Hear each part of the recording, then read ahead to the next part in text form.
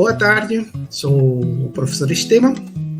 Estamos aqui hoje, numa quinta-feira, do dia 12 de janeiro do ano gregoriano 2023. Estamos dando início a mais um evento de extensão, que faz parte do nosso trabalho. Eu sou professor da UFAM, da Faculdade de Letras, e todos os projetos de extensão são via a Pró-Reitoria de Extensão, a PROEST. Esse aqui é o evento, o projeto, cadastrado para trabalhar esse semestre com tradução. Por uma questão para facilitar as coisas, eu faço um projeto e divido em dois. Então, a primeira parte foi a parte de teoria, que a gente viu ano passado, novembro, outubro, novembro, por aí. E essa segunda parte é a oficina de tradução. O mesmo acontece com o projeto de crônica, que eu fiz um evento o ano passado e agora começamos outro, de uma maneira mais participativa. Esse aqui também, é mais participativo. Dou as boas-vindas a vocês que estão conectados, acompanhando de forma síncrona. Esse aqui tem o título, esse evento, Oficina de Tradução Literária Espanhol-Português. Oficina no curso de teoria, o ano passado, antes, no outro semestre, eu trabalhei um livro que é Oficina de Tradução também, que é um dos primeiros assim, que foram publicados aqui no Brasil e que explica o que é tradução, o que é uma oficina de tradução. É claro que esse texto já é antigo, mas foi referência e ainda tem algumas coisas válidas. E, bom, outubro, novembro a gente trabalhou com teoria mesmo, estudamos um texto filosófico sobre teoria da tradução, e, claro, a gente vê como a teoria é uma coisa assim mais complexa, e por se tratar um texto originalmente escrito em alemão, então já o próprio livro já é uma tradução, e aí a gente pode perceber que há alguns problemas que fazem parte da própria tradução do texto teórico. Quando a gente trabalha com tradução, há algumas diferenças. Traduzir um texto teórico supõe que o tradutor conheça da teoria. Em princípio, o tradutor tem que conhecer, em princípio, mas não sempre, tem que conhecer do que está traduzindo. Se traduzir uma notícia, por exemplo, aí é menos complexo, mas também há alguns detalhes aí. Mas a gente que trabalha com teoria, que precisa de uma teoria para trabalhar de forma científica, de forma acadêmica, seja o que for. Se é literatura, uma teoria da literatura, assim como se for química, uma teoria da química, e no nosso caso de tradução, uma teoria da tradução. Em termos de tradução, como dizia, há vários, depende do texto que vai ser traduzido. Então, traduzir literatura tem que conhecer também um pouco de literatura. Não são poucos os tradutores que dizem que só existe teoria, ou só pode falar de teoria da tradução quem traduz. E é diferente, por exemplo, dos estudos literários, que a gente estuda literatura na universidade, e a maioria dos professores de literatura não somos poetas, não somos escritores ficcionais. Podemos escrever trabalhos acadêmicos, mas com ficção, com literatura ficcional, são poucos o que trabalham. Em outras áreas, não. A pessoa trabalha com teoria, com estudos, e trabalha com a prática também. Em tradução, ocorre isso, né? Dificilmente você vai trabalhar com teoria da tradução se ter traduzido. Eu acredito, não sei, eu não conheço alguém que trabalhe com teoria da tradução e não traduza. Não precisa ser um tradutor profissional. Eu, por exemplo, nunca publiquei um livro traduzido, né? Mas eu faço traduções, né?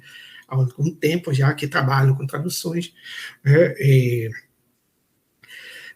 Para a gente conhecer. E dentro da tradução literária, por exemplo, poesia é uma coisa, talvez o mais complexo, né? Porque se você vai traduzir poesia, tem que ser poeta, né? Porque o resultado é um poema, né? Uma poesia, né? Então tem que ser poeta, tem que ser poeta, senão não vai ficar muito bem, né? Também eu tenho trabalhado com tradução de texto dramático, né? Peças curtas, assim, né? E que, claro, uma coisa que em tradução de texto dramático precisa você traduzir, né? E porém no palco, né? Tem que representar, não basta só traduzir, tem que ver se funciona. E esse ver se funciona, você tem que ter um pouco desses conhecimentos mesmo da criação da obra dramática, né? Eu conheço teoria e experiência de ter lido e bom, de assistido teatro, né? Mas não sou um escritor dramático, né? Mas dá para fazer uma tradução e, bom, não de forma, repito, não de forma profissional como tradutor, né? Profissional como professor, como pesquisador nessa área, né? O próprio Bordoc meu foi traduzir uma peça de teatro de Cervantes, né? Então tem que ter esses detalhes e traduzir, né, uma obra literária tem suas particularidades. Por isso que eu faço questão de quando esse curso, né, que a gente está trabalhando, né, eu coloco que é de tradução literária. Teoria da tradução literária. E agora uma oficina de tradução literária. Né? Então é de literatura. Né? E nessa proposta, vocês receberam, né, a divulgação, vamos trabalhar um texto espanhol contemporâneo, né, do livro de 2018. A Silvana vai apresentar, não vou falar muito não, mas só indicando qual é a proposta desse evento, dessa oficina. Então, é um livro, tem 6 contos, a gente, em princípio, vamos a trabalhar 2. O objetivo não é traduzir todo o texto, tá? todo o conto, né? E vamos começar, hoje vai ser um pouquinho, que é a primeira experiência, só mais apresentação, mas já vamos trabalhar com um pouco, traduzindo o início, né, de um conto. E na próxima semana vamos continuar, e a terceira semana também.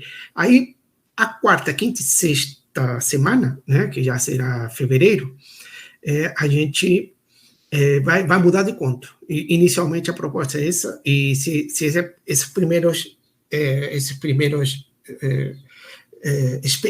experiência de 3 semanas vai ser sobre um conto que a Silvana vai nos apresentar já. A segunda parte, os outros 3 encontros em fevereiro, quem vai apresentar é a Jordana, né? Tanto a Silvana quanto a Jordana são minhas orientandas PIBIC. PIBIC é de programa de iniciação científica, né, para alunos de graduação, né? Então, as duas estão trabalhando comigo, né, já há algum tempo. Formalmente, Silvana começou, né, o ano passado, mas a gente já vinha conversando sobre essa obra específica já não sei, uns 3, acho que desde a pandemia, desde 2000. E com a Jordana a gente fez um PIBIC em 2021, 2022, de análise literária, e agora está com esse PIBIC de tradução, né, a tradução. Então, a ideia é traduzir, e também a tradução com notas, né, depois, quando terminar esse ano, finalizar, a gente publica esse resultado, né?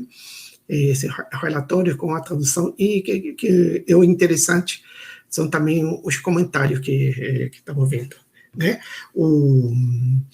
Bom, esse aqui, a proposta é para o aluno que está participando, ou a pessoa que está participando aqui, de preferência que conheça, saiba, tenha algum domínio de espanhol, para entender o que a gente está lendo, né, o primeiro texto, e claro, em português, porque temos que traduzir para o português, e se é necessário conhecer o texto primeiro, o texto de início, né, por causa da língua, né, conhecer a língua do texto de início, mais ainda é a língua do texto segundo, do texto de chegada, que às vezes chama. Essa nomenclatura vai mudando com o tempo, né? Então, o texto traduzido numa língua, essa língua a gente tem que conhecer muito bem, porque estamos traduzidos nessa língua. Claro, você vê pelo menos sotaque, mas sotaque, isso não tem, não impede, né, o conhecimento da língua que a gente tem que ter, né? Então, mais ou menos, essa é a proposta, né, que vocês receberam, né, como vamos trabalhar. Esse tipo de tradução se chama tradução coletiva, né, que eu tenho alguma experiência também, como a professora Andrea Chesco, da UFSC, né, em Florianópolis, ela trabalha assim, e eu participei de alguns encontros, de algumas partes de algumas traduções, né, e ela tem já algum tempo fazendo esse trabalho, inclusive publicando, né, obras que são traduzidas de forma coletiva, né? Ela tem apresentado em congressos, aqui também num de nossos eventos, creio que no primeiro, há um ano atrás, foi creio que em março do ano passado, que ela foi em março do ano passado, que ela apresentou e falou da tradução coletiva. Aqui a gente também a proposta é essa para alunos, em princípio, sem experiência. Quem tiver experiência é melhor ainda, mas é para iniciar, né, esses trabalhos de tradução, para que não fiquemos só ouvindo os outros, né, os especialistas, os doutores, falando assim, é muito bom, né, a gente aprende. Mas se ficarmos só ouvindo os outros, não aprendemos tanto, corremos o risco de depois esquecer o que foi falado, né? E aí depois vimos no segundo evento experiências também do Núcleo Quevedo, né? A maioria, não toda, a maioria era do Grupo Quevedo, ou pessoa que se relaciona com o Grupo Quevedo e trabalha, ele tem traduzido, né? Tem doutorado traduzindo de literatura espanhola do século de ouro para o português, né? E o terceiro foi já essa parte mais teórica, né, que a gente viu, alguns de vocês comentaram comigo, que sentia falta, claro, todo mundo fala de teoria, não? Porque a teoria, segundo tal, segundo fulano, né? E quem são essas pessoas? Onde está essa teoria, né? A pessoa não conhece. E aí, a terceira parte a gente fez, fomos para teoria, né? Então, apresentamos alguma coisa. Certamente temos que continuar com esse estudo de teoria e, provavelmente, em final de março ou em abril, né, a gente esteja iniciando outro curso de teoria, e dependendo de como foi essa experiência aqui de oficina de tradução, também a gente poderia dividir uma parte em teoria, outra parte numa oficina de tradução, né? Então, na teoria a gente viu, né, a parte teórica, mas não existe teoria, né? Teoria de quê? Né? Não existe teoria da tradução sem a prática da tradução, assim como não existe teoria da literatura sem uma obra literária. De fato, primeiro nasce a literatura, né? E Aristóteles demorou para surgir ali e escrever sua poética uns 100 anos depois de que as tragédias eram famosas já há um século, né? E depois também aí a gente vai vendo outros teóricos, né? O Horácio, eu trabalhei uma hora sobre Horácio, tem também vou publicar mais sobre Horácio, sobre a arte poética de Horácio, que aí já é diferente. Se Aristóteles é um filósofo falando sobre a tragédia, sobre a poética, né? E Horácio já é um poeta, né? Falando para uns amigos, uma carta, né? A epístola aos Pisões, né? Que escreve falando sobre poesia, que se fala de poesia, hoje em dia a gente pode chamar de literatura, né? Porque na verdade ele fala não só de poesia, né? Fala da literatura, né? E aí também são preceptos, são às vezes conselhos, às vezes vai colocando, né, as coisas com sua experiência, né, de o que precisa para fazer uma boa obra literária, ou seja, o que precisa ter o poeta para ser um grande poeta. No caso do Horácio, né, não só talento, tem que ter talento, mas também tem que ter essa técnica que chamavam grego, em latim, para Horácio, ars, né, que traduzimos por técnica. Então, a poesia enquanto técnica. Então, essa técnica que se pode estudar, aprender e praticar. Mas tem que ter o talento também, né? Bem, e aí cada teórico vai trabalhando sua parte, mas sempre porque existe antes a obra literária. Então, só temos teoria, só pensamos e estudamos, só existe os estudos literários porque primeiro existe a literatura e os estudos vêm depois. E os estudos têm vida curta, né? Principalmente a crítica literária tem vida curta, as obras literárias não, tá e fica, né? A carta aos Pisões, até agora, né, se trabalha e se traduz, aliás, é um texto muito propício, né, para trabalhar tradução do latim, no caso aqui é o português, né?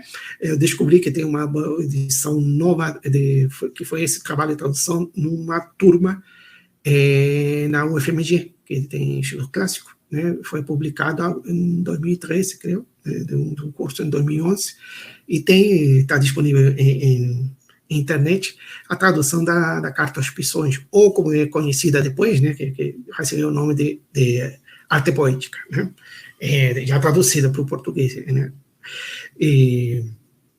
Bem, então, existem esses estudos teóricos que são necessários, existe a crítica, tanto a crítica da literatura como a crítica também da tradução, né, quem acompanhou o primeiro curso, o professor Júlio, da UNB, né, falou sobre crítica da tradução, né?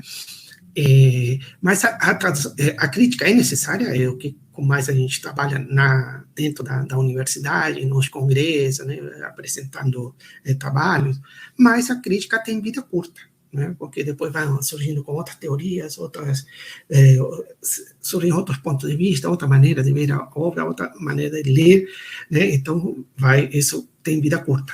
O texto primeiro não, ele continua, né? O texto do Horácio está no latim, né, da época, assim como a poética de Aristóteles está no grego daquele tempo, né, que escreveu Aristóteles. Isso não muda, né? A nossa língua, que o português muda, bom, o grego também mudou, né?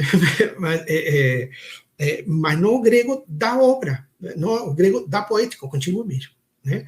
Então, como vai mudando as línguas, né, as traduções também vão mudando. Né? Então, isso dá mais material para a gente continuar nosso trabalho. Cada geração vai se traduzindo mais. Né? Então, que fique claro aqui que, por mais que nosso trabalho assim, é fundamental, a gente contribui, né, para difundir a obra, para os estudos, sim, mas não vamos pensar que a obra em si, a obra primeira, não deve nada nem ao tradutor, nem à obra traduzida, né? Isso é coisa nossa, né? Então, não vamos pensar que, porque estou traduzindo a poética de Aristóteles, sou um filósofo como Aristóteles, não, né? Mas, claro, nosso trabalho, sim, tem um valor, né? Então, a proposta para finalizar essa introdução, a proposta aqui é a gente vivenciar isso com a participação de vocês. Tá? Então, a Silvana vai apresentar a primeira obra e depois eu vou apresentar a metodologia do trabalho de tradução. Vamos começar alguma coisa ainda hoje, né? E, claro, para os próximos encontros, já desde o início, já vamos ir trabalhando direto com a tradução, tá bom? Então, agradeço pela atenção e agora eu passo a palavra para Silvana. Silvana?